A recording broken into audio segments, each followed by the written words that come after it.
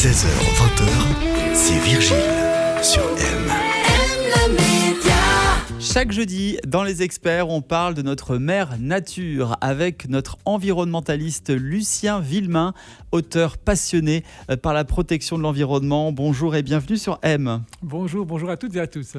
Depuis des années, vous partez à la rencontre des gens pour partager votre expérience et leur offrir un regard nouveau sur la question environnementale. Et aujourd'hui, pour ce premier numéro, nous avons une question qui est très générale. L'écologie, c'est vraiment tendance, on en parle beaucoup, mais finalement, qu'est-ce que l'écologie ? Eh bien, l'écologie, c'est prendre soin de la vie.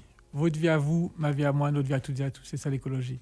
En fait, on a de la peine à se rendre compte que finalement, lorsqu'on ne prend pas soin de la nature, on ne prend pas soin de nous.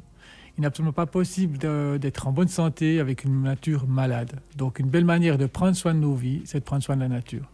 Et lorsque je m'engage sur ce chemin-là et que je fais des actes qui prennent soin du vivant dans sa globalité, non seulement je prends soin de l'eau, des végétaux, de l'environnement dans sa globalité, mais je prends soin de votre vie à vous, Virgile, et de ma vie à moi aussi. Et c'est vraiment très, très important de comprendre ça. La prise de conscience de l'écologie, la protection de l'environnement, ça se fait aujourd'hui de plus en plus tôt ? Oui, effectivement. En tout cas, on en parle beaucoup plus qu'il y a une décennie. C'est clair que la jeunesse aujourd'hui, quand je vais dans les écoles, sont déjà bien au fait de tout ça. La jeunesse est très inquiète par rapport à ce qui se passe, parce qu'ils se rendent bien compte que pour leur futur, c'est pas quelque chose de très vivifiant. On le voit dans les manifestations pour la protection de l'environnement à Lausanne, à Zurich. On voit tout ça également. Oui, complètement. Alors les gens sortent de la rue pour cela. Ce qui se passe, il y a quand même un niveau qui manque maintenant, c'est de pouvoir vraiment passer à l'action avec des gestes concrets qui permettent vraiment d'aller dans des gestes à haut potentiel pour prendre soin du vivant, justement. Et ces gestes à haut potentiel, souvent, on a l'impression qu'en ramassant un objet dans la rue, parce que ça salit, un bout de papier, j'ai fait quelque chose de bien pour l'environnement, d'aller nettoyer les rivières, c'est bien, oui, effectivement, mais ça va au-delà de ça. Faire du zéro déchet, c'est bien, donc on parle souvent, quand tu fais zéro déchet, de l'emballage, effectivement, mais il faut aussi penser à ce qu'il y a dans l'emballage.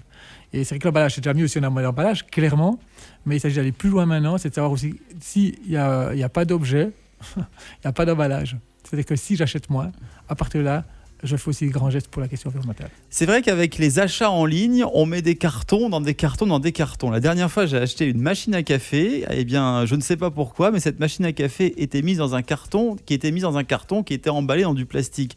Mais multiplié par je ne sais pas combien de milliers de colis, c'est une catastrophe pour l'écologie. Oui, c'est l'emballage. Mais parlons de la machine à café. Fabriquer la machine à café, c'est beaucoup plus vilain pour la vie que l'emballage lui-même. Et la fabrication de la machine à café en elle-même, ça pollue encore plus et on en parlera dans un autre numéro la semaine prochaine avec vous, Lucien. Passez une belle fin de journée. Merci à vous aussi. Merci, au revoir à toutes et à tous.